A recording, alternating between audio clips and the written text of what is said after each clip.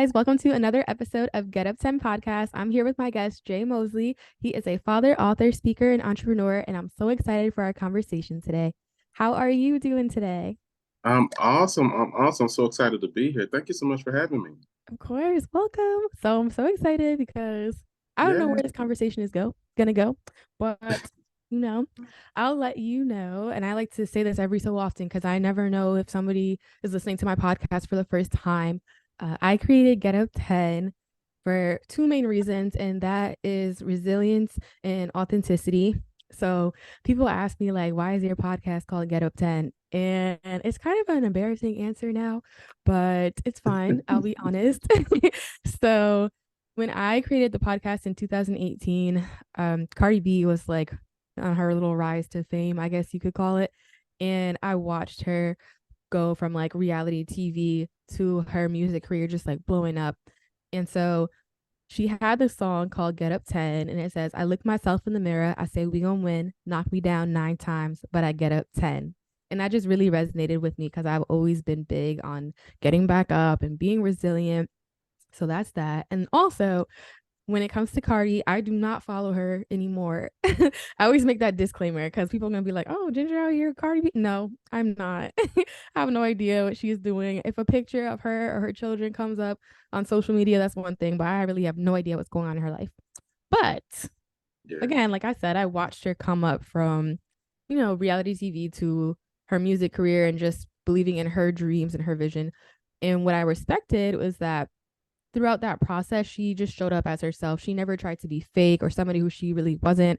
She didn't wait for all of her hair to be done or her teeth to be straight for her to show up on social media and say what she had to say. And I just respected that because I feel like a lot of people, they just always make excuses. Oh, my hair is not done today. Oh, I don't know, something on my face. Like there's always an excuse of why people won't show up when they know they're supposed to. Yeah. Meanwhile, there's somebody out here looking crazy, doing what they got to do and winning. So that's the two main themes for Get Up 10 podcast is just resilience and authenticity. So with that being said, how has life knocked you down? Oh wow. Where do I start? I have so many different areas where life has knocked me down. Where I've been knocked down 9 times. I got up 10. Um, Life has even when from the start, from when I was a infant, I have what they call a miracle baby. I actually died and had to be resuscitated when I was 4.5 months. Oh, Four and a wow. half months old. I had what they call strep B, I believe. Yeah, as a child, and like my lymph nodes that said grew to the size of kind of like almost a baseball as an infant. And yeah, I had to be resuscitated. So from the jump, the enemies already tried to take me out. So from then, I knew, you know, even being named Jacob, I go by Jay, but my, just the government name is Jacob, and because Jacob, what they in the Bible, they kind of like he was a trickster, and he was a con man, but Mm-hmm. Jacob turned into Israel. So my story, like being knocked down, like even from birth, I've always been knocked down. I've been through divorce, I've been knocked down. I've been through foreclosure, been knocked down. I'm a single father now, so this life has thrown me all types of curveballs, but I always seem to bounce back up. My story has so many different layers in it. So yeah, I've been knocked down to life, but I've always seemed to bounce back.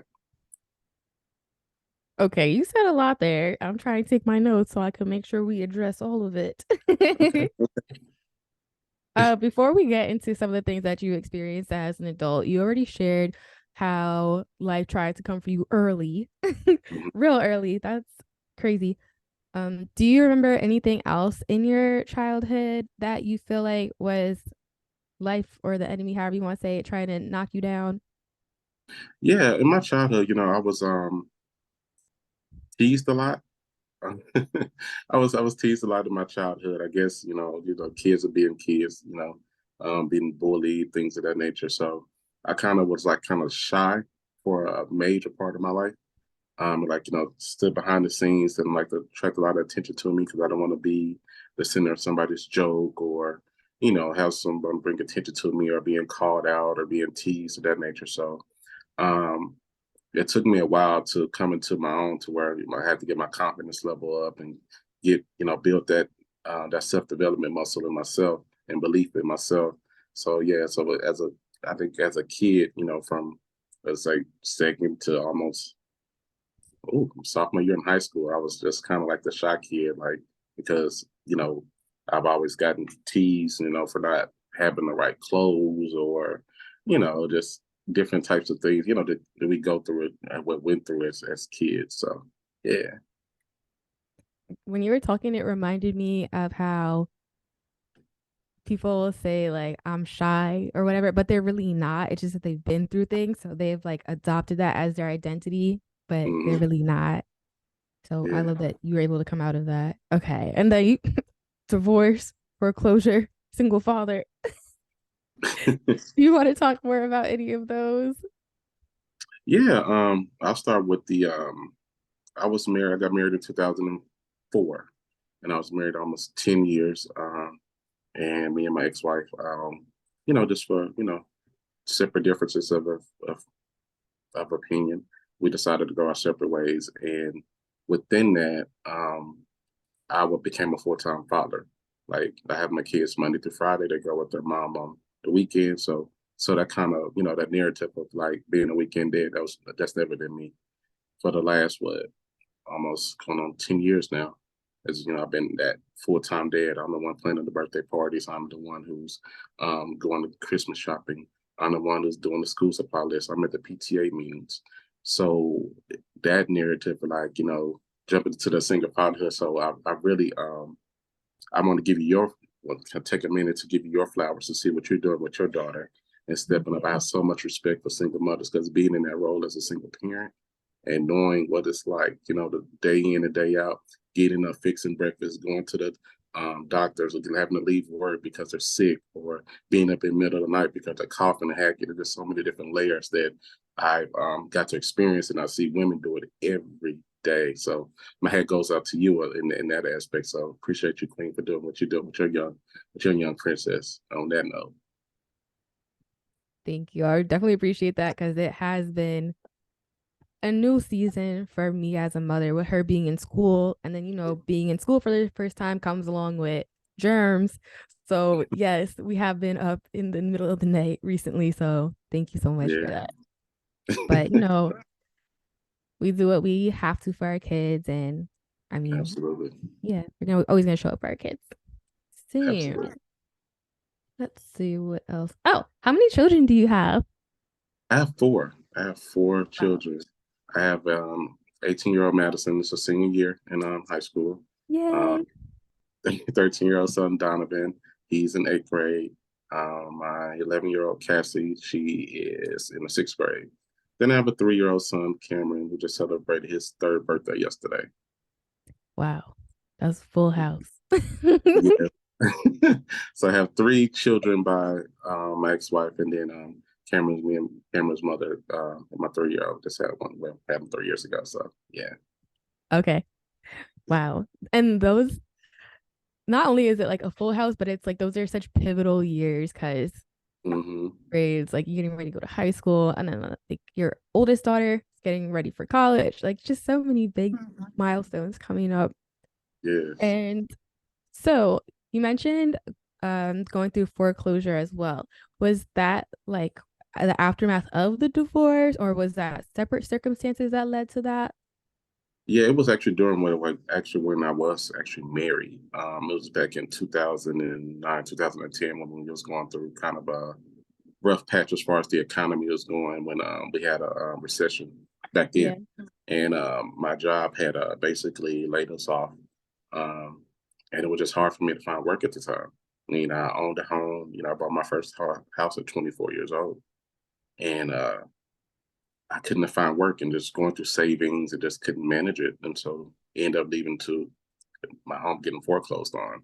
And that took so much out of me, just knowing that my comfort zone, my home, the thing I worked so hard for was taken away from me. And I was like in a very, very dark place at that time. Had to move back in with my in-laws at the time for a little bit until I was able to, find another job and get back on my feet, moved into an apartment for some years. And that's when things start, shaking up in my marriage, and had to step away from that and rebound and get back on my feet and do for my kids. So now, like now, got out of apartments, back in a home, back on my feet. So, it's been a process. It's been a process, but through it all, God has seen me through. So I'm so grateful and thankful for the lessons that it taught me, from not having it to having it, to um, going through those trials and tribulations, because I'm able to walk in rooms and I'm able to talk to the person who has had money. I'm able to talk to the person who's been broke. I'm able to talk to the person who knows what it's like to have a home, not have a home, what it's like to have your lights off, have your water off, just so many different layers. I'm able to, step in rooms and like not be ashamed. Like I could meet you at any level in life because I've been there. So yeah. Yeah, that's so true as how when you go through stuff, it makes you like relatable to more people or you're able to share with more people. I've definitely realized that over the years as well. Hmm. Okay. Yeah. I'm trying to think what else. So I bought my first home at 23. So I was like, oh, okay, that's cool. But I had to give my home up as just a result of like moving back in with my parents after I had my daughter and realizing that like my marriage was not gonna be successful. I was like, I could not afford this expense. But I was Yeah. like, oh, I can relate to being that age. Oh my gosh. I was gonna ask you something else and it like left my head. But yeah, you definitely have been through ups and downs. Oh, I was gonna ask as far as like having a job, losing a job, like income, that kind of stuff. Um, so are you a full-time entrepreneur right now, or do you still work a 9 to 5? I have a 9 to 5 now. Yeah, I was a full-time entrepreneur, and then I had an injury back in 2018, going into 2019, and it kept me sidelined for a little while. So I kind of like depleted to my savings. So I had to jump back into the workforce when I was able to start working again. So now I'm an underwriter with an agency underwriter with Travelers Insurance and a part-time entrepreneur. Yeah, Is your goal to go back to full-time entrepreneurship, or do you enjoy? absolutely, absolutely. Okay. I'm just wondering. Yes, man, that is the goal. That is the goal. Within the next year and a half, I should be where I need to be.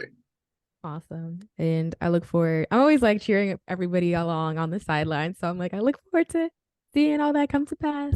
Yeah. So you shared a little bit about how life has knocked you down. But what I really want to focus on, because I try not to get too deep into like, oh, like what have you been through? Like, let's dig into those wounds. No, like the focus is how did you get back up? Because I need somebody to know that they can also get back up. So what would you say has contributed to getting up from all these things? And it could be different things for like the thing that helped you bounce back from foreclosure might be different from the thing that helped you bounce back from divorce. So whatever it is that you felt like over the seasons has helped you get back up, please let us know. um, I'm gonna say, to be honest with you, my why, which a lot of people, may say it sounds cliche, but yeah, my why is what really got me back up, because I understood that, being a father and my kids were looking at me. I didn't want my kids to go without, because something that I allowed me mentally to set me back, or be in a depression or things of that nature.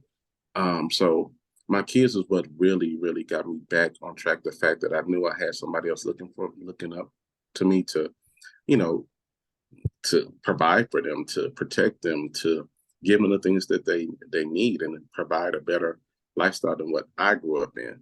So my kids is what really got me up, because if it wasn't for them, I honestly don't know how long it would have took me to like snap out of it, or really, get the ball rolling with getting things back on track for them and myself. Yeah. And as a parent, I definitely understand that. Um, so I want to ask, obviously, like that helped you to get back up quickly, but do you feel like you were down for a long time, or like did you allow yourself time to process your emotions and feelings in the moment when you were in the thick of it? I was down for a long time, because I know you probably can attest to this as well. When you're in like certain relationships, and you know that it may be, I'm gonna use the word toxic, even though it may not. I think that's a strong word, but that's the word everybody's using now. So I'm say toxic, and you are not yourself. You're not your creativity is not coming about. You're not focused, you're not goal oriented, you're not walking in purpose because you're dealing with a certain situation because your emotions are so invested into it. But that being said, it did put me in a place to where it held me back for years because I'm sitting up here with all these thoughts in my head, like, when it came to my marriage, like, how did I get to this point? Like, why did it not work out with the person you said I do to? Why did I say I do? Like, why didn't that work out? When I had this job, when they said, like, you gotta have this certain layer of what is it? Security. And then one day they say this, then the next day is they're serving you your pink slip and handing you your box and you no longer need your services. All these different things that I've had to deal with that in essence, it's part of life. And like so many other people have dealt with it, they persevered through it. But while you're in it, until you figure out, like, I'm better than this. It's more for me out here. Like, why am I settling? Why am I, it's just all these different things that have transpired that just pushed me back for years. But now it's like, hell no, I'm not going to allow my thoughts. It's more so your mental fortitude to take over. It's when you know that you have more that's destined for you. There's more purpose for you. There's somebody waiting for your story. There's somebody waiting for you to speak. There's somebody waiting for you to extend their hand to say, how can I help you? There's somebody waiting for you to do what you're destined to do so they can look at you and be like, hey, if he can do it, I can do it. If she can do it, I can do it. So with that being said, like, yeah, like those particular things, yeah, there was a time where I was, for like I said, for years, where I was not operating in purpose because I was allowing my circumstances to dictate my every move. But now I'm allowing my purpose to dictate where I go and where I don't go. I love that. That's such a powerful shift because I feel like if you leave your circumstances to dictate how you're going to live life and how you're going to feel, like you're always going to be down because there's always going to be something going on, Always, you know? always, always. And it also reminds me of the first time we met in Atlanta when I was speaking and I said, like, can you see it before you see it? Because it really has to be settled, like in your heart and your mind. Like there is more for me. I am going places. I will have what the things that I desire. Like you really have to believe that. So Yeah. I get that. And I And also I still want to, believe in, I'm sorry. no, go ahead. I just didn't believe in yourself. Like that word belief is just so powerful because over the years I understand, like as a man thinketh in the heart, so is he. So you really had to, like you said, see it before you see it. Like you really have to envision it. What do you want? You have to get crystal clear on your focus, on your mission, on your purpose. And along the way, you're gonna have people, have naysayers gonna ask, why are you doing that? Why are you, talking, or why are you speaking, or why are you doing this particular business, or why are you doing, or why are you parenting like this? So it's so many different elements that may come to deter you from your path, but you still got to believe in yourself, even when it's not even looking good. Still believe, like, I'm going to make this work. This is going to work out in my favor, regardless of what's going on in your outside circumstances. Like that belief thing is so, so, so, so huge. I believe. Yeah, agreed. And that's something that God has been dealing with me lately because it's to be honest, like I don't believe all the time, because Mm-hmm. life is hard. But in the Bible, it talks about having a mustard seed of faith, and even look, I've been looking at the prayer, or I don't even know if it was really a prayer or a comment because he literally said. Literally, that did not come out right. Literally said this to Jesus. It was the father who he wanted his son healed. And I think Jesus was like, do you believe? And he was like, I believe, help my unbelief. So that's something I've been praying lately. It's just like, I believe, but help my unbelief, the parts of me that have not caught up. And I want to say that because I think, yes, like belief is so important. But I think let's be real, like sometimes we don't always believe. And so I want to let somebody know, like, that's okay. Like, it's gonna catch up. Like Yeah. like every time that you can believe, every opportunity that you do believe, like hold on to that. Like don't worry about the other moments as much. So I in also essence, want keep going. to, So in essence, keep going. Don't stop. Even when, like I said, when it's not looking how you want it to look, just keep going. yeah, Just keep. Yeah. Faith without works is dead. So you got to keep working.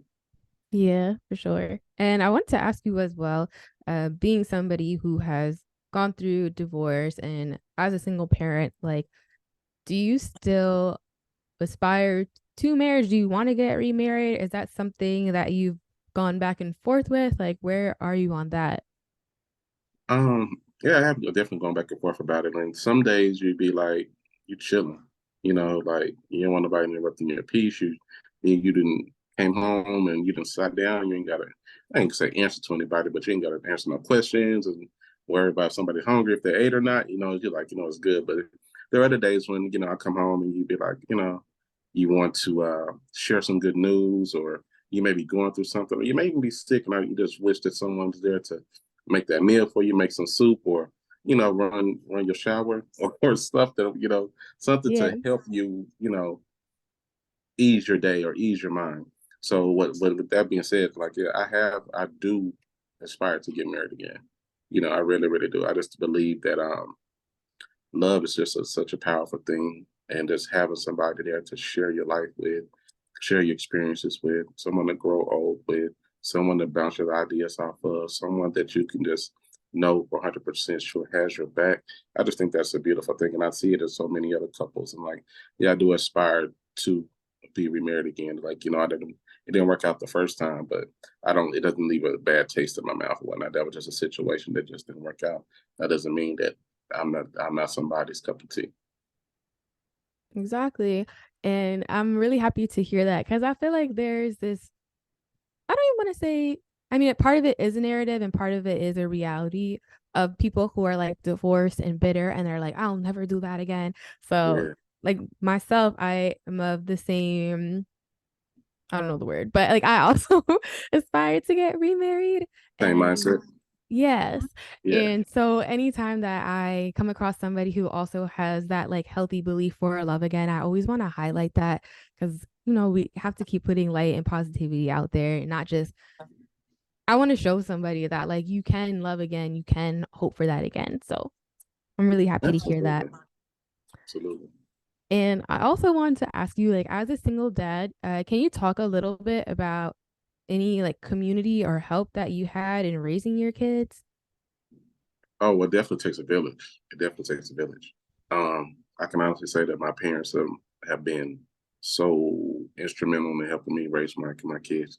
Even their other grandparents have been instrumental in helping with the kids. The people who you know, that I've allowed in their environment. Like, I have my oldest daughter, she's been mentor. I put her in debutantes. I put her in all types of empowerment, women encouragement things. So she has mentors she can look to. My youngest daughter, she's had gymnast coaches and other little and I guess you could say development groups where she can lean to, and just along the way, I just always put them in it, even though because I'm not going to be around 24/7, and I know that, but I do know that your environment matters. So I try to put my kids in an environment to where they have mentors or people that they can look to in a positive manner that can steer them in the right direction, even when I'm not in the picture. So I've I had love definitely that. had help along the way. That's so important because Mhm. again, like there is this idea out there that like people are out here doing it all by themselves, and it's like no, like it really helps when you have community, when you have support.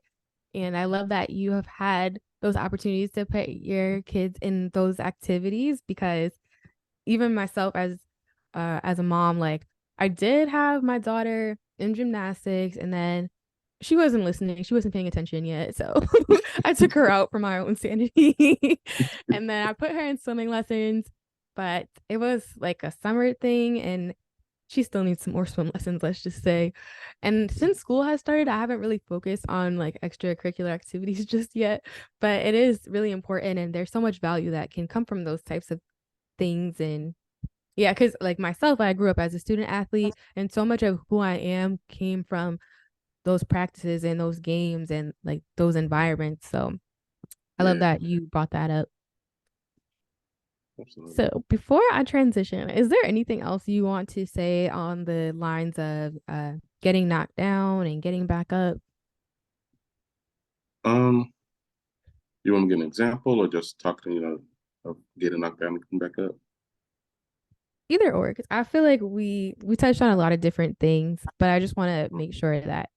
no, you're good. Like if you're Yeah. good, we can move on. If you feel like there's something else No, that I you just want to. I would like to add to that because, like, when I had my injury back in 2018, I was in a very, very dark. I would say I was depressed because that was the first time, like, in years I had been. Like I said, I was a mom with my kids without them because they had to go stay with their mom and their grandparents at the time, and not having them every day. Waking up and it's just me and my thoughts. And I didn't tell a lot of people about my injury. I didn't broadcast it or anything like that. Just something that I went through on my own. And I kind of felt down for myself, and I was just in a really, really, really dark place. And I just started, reassessing things and thinking about things that happened over my life and that got me to this particular situation. And it really opened me up to counseling.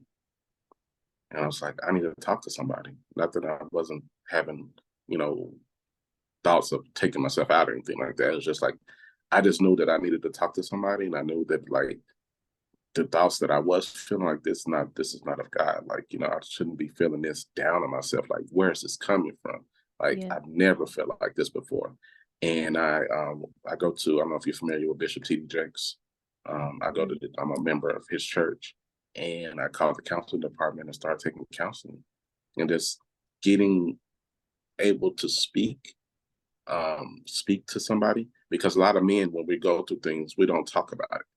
And I Yeah. did a series early in the year called Suffering and Silence.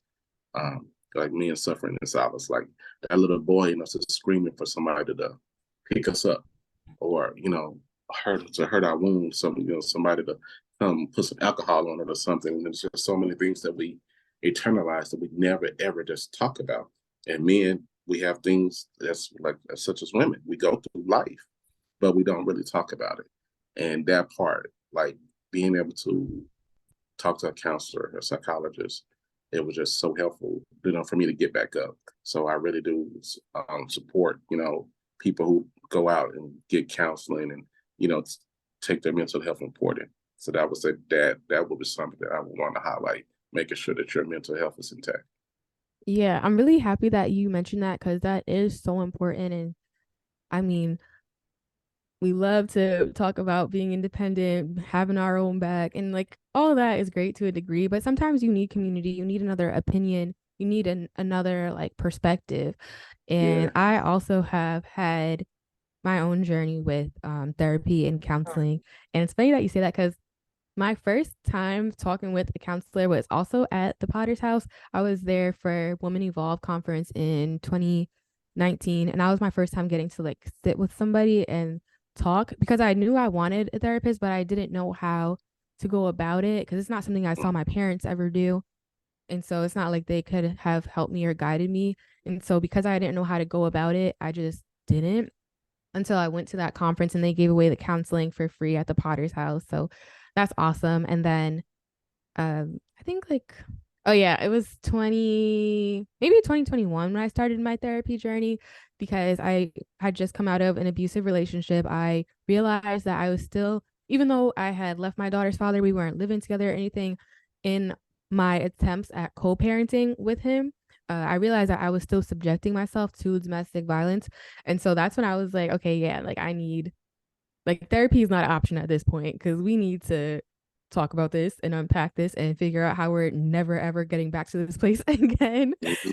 So Exactly. that started my therapy journey. And I'm just wondering, like, so are you still doing any form of therapy and counseling? Like, and I'm also curious of the first time, like, was it with a man or a woman, or have you, I don't know if you want to speak to some of those details. I'm not currently in it now. I've been looking at somebody who I follow on online. He's a friend of a friend, so I've been thinking about getting into group therapy. So that's like, something as far as like, and I want to do it not because something is going on, just more so. I know, to have a healthy outlet. It's okay, to be in that type of environment where, men are expressing one another and encouraging one another, and just being there for one another. Like, it's like say, I am my brother's keeper. Yeah. So yeah, so I'm not in it now, but I do take my mental health very seriously now. Like I take those moments, like, even if it's just going to the movies or just going to my local Chili's, having a drink, watching a game or whatever the case may be, just something to keep my mind, get my mind off of, you know, life, for the Yeah, moment. I it's do. important. I Yeah. love that. Um, and I wanted to add that when it comes to counseling, therapy, or like whatever mental health Hmm. services or activities that you may need, I really think it helps because people will be like, oh, why are you going to therapy? Why are you going to counseling? But I don't agree with that. I feel like the same way that if somebody goes to the gym to stay physically healthy is the same way that you have whatever mental health resources or what activities because you want to stay mentally healthy. It's so good to stay on top of that because it's better to stay on top of it than to wait till you're at rock bottom and then you Yeah. really need help. So I love It's that. like, I'm glad that you say that because that's definitely exactly what it is. Because Yeah. we have so many different components that we can work out on a daily basis. Like we take like you said, we go into the gym to, for our physical health. We read our Bible or go to church for our spiritual health. So why not, you know, talk to somebody to get your mental health together? Like it just goes hand in hand because we've had that stigma, in our community for so long. Like, we just don't need, I'm not going to no counselor. I don't need nobody I don't got to talk to anybody. Just that negative thought process that, has got us to where we were kind of skeptical about talking to somebody. But nowadays, it's like you have to because we've dealt with so much trauma in our lives that even from before we were even conceived, that, our Yeah. parents dealt with, that is just went from generation to generation. Now it's time to break those generational curses to where we are being advocates to where, yeah, you need to talk to somebody. You need to get things off your chest. Even my 18-year-old daughter, with me and her mom divorcing and, not being together anymore, I could tell like some things like affected her, but she's kind of like that. I need counseling. So what did I do? Found out to talk to her counselor now, beginning her to talk to someone on a day, just so it just enhances her mental health capacity. So I love yeah. that. And also, I want to point out that in some seasons, like you might need to be poured into, you might Hmm. need some help, you might need some input, and maybe you get to a point where you're like, I'm good. Well, then I challenge you because I love that you're going into a group, looking at getting into a group setting. Because even though maybe in this season you don't need the help, you might be able to help somebody else. And so, because you've Right. been poured into, now you can pour out for somebody else. So Hmm. I love that. And Yeah, thank you again for bringing this up because it's so important. it So is. I It definitely really feel like we can move forward now. feels is. feels good, feels complete. So the last question is a little bit different, and I just like to ask, what does it look like to you to live life with no filter or authentically be you? Oh my gosh, that's a great question. To live life with no filter and be authentic to me. I feel like now I'm getting into that space to where I'm not so much concerned about people's opinions on how I live my life. I'm not concerned about people's opinions about how I choose to raise my children. Not that I'm doing anything wrong or whatnot. It's like I don't allow others' inside influence to affect what I got going on, and I'm okay with doing the things that God has called me to do and not being hesitant about it anymore. I just think that living a life just unfiltered, just doing not necessarily things to make you happy, but things that make you complete, things to make you full on the inside, things that make you just smile. But like, I'm so glad I did that because there are some things that you'd be like, you'd be kind of hesitant about because you are worried about what other people may say or think. But when you come out of traumatic situations, when you come out of depression, when you come out of wondering, am I good enough? When you come out of wondering, where I'm gonna get this money from, or where how I'm gonna pay this bill, when all these different stresses and triggers come about, there comes a time where I believe when you just come into where you're just like, you know what, I went through all that. Like now I can breathe, and now I can fully encompass what God has for me. I can fully thrive and live on purpose and not worry about what others have to say because they don't know what I've been through. They don't know my story. They don't know my history. They don't know There's so many things that people don't know. But the good thing about it is that we're able to give our testimony, and we're able to like have platforms like this. When people hear the story, they be like, "Oh my gosh!" Take a step back. I would have never known. But now I'm able to like live in it. Like yeah, I've been through that. But that was just something God took me through to get me to here to talk to you about it. So now I can live a life with unfiltered because I'm not ashamed or scared to talk to people about my past or talk to people about my hiccups in life or talk to people about what I've been through. So I think now I'm living life in a very unfiltered place. I love that. That's very freeing. Like, yeah. I feel like personally, I think I still have some work to do when it comes to worrying about other people's opinions, but I definitely I can say that I'm showing up more authentically in this season of my life than I have in other ones. So I can relate to the freedom that comes with that. So And I I like must say, like, and I'm like, from the person who like I said, me and Jenny got to know each other through our secret sauce community, and I met her in Atlanta. And the young lady who I've seen since Atlanta to the young lady I'm seeing right now, you could tell that it is a growth. In which it is like it's a growth. It's a, what I'm saying, you're just going through your season, but you're becoming more of yourself. Even when you tapping in on, you tagging me, when you tapping in to work out, you oh, flexing.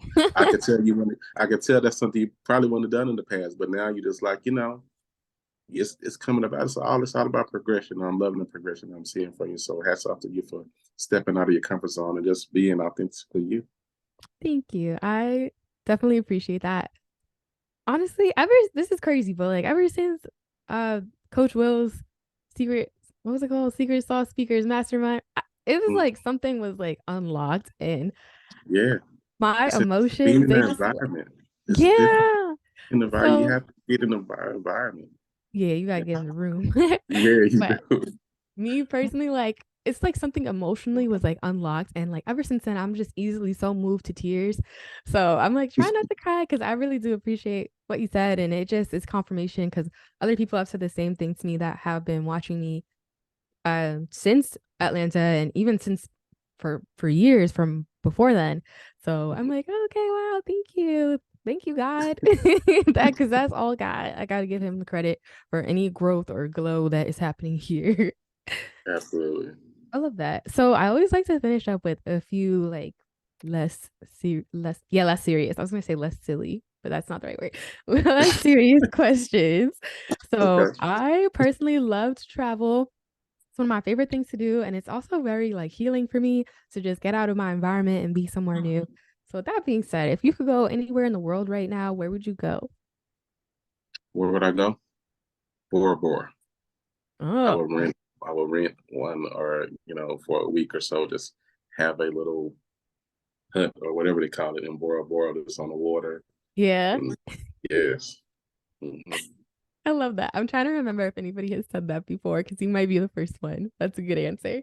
And then, is there a song that either it could be either a song that is like specific for you for this season that you have on repeat, or just like a song in general that you hold on to that you'd like to share? I do have a song like people like I'm just like I said, I could be my authentic self.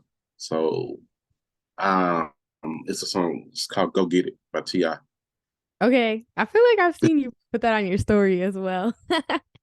That is like my thing. Like I just big things, and it's not big things popping, little things stopping. Like I've been on my Ti kick. Like those songs just get me going. I love that. And I also like to ask if there is either a book that you have read recently that you'd like to recommend, or a book in general that just really shifted something for you that you'd like to The recommend. book now that I'm on heavy is "Disruptive Thinking" by Bishop T.D. Jakes. That book right there, man, game changer, game That's changer. what Kevin and Vex said as well. I Shout think out to he'll be, Kev. That's my homie. What's yes, up, that was Kev? one of his Big as bro. well. So I don't know if somebody is listening to this and they didn't get the book when Kev said it. Maybe this is their sign that you need to go get that book. So, Get the book and the workbook. And I'm telling you, it's a game changer. in the workbook, love a good workbook. All right. Well, that is all the questions I got. I really enjoyed this conversation. Do you have any last words that you would like to share?